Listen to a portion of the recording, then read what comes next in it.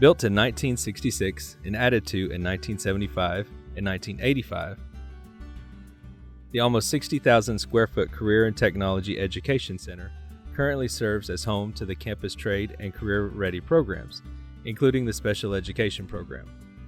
The proposed plan would replace the 56-year-old facility with improved classrooms and shops for our CTE programs. The current CTE facility sits across from the high school. Every 45 minutes, CTE students must cross Bulldog Drive and avoid traffic, a major safety issue. The new CTE facility would connect to the high school and would eliminate this safety concern. Located between the back of the high school and the junior high field, the proposal would improve safety and security for our CTE students and provide flexibility and adaptability for the academies of Chapel Hill to grow.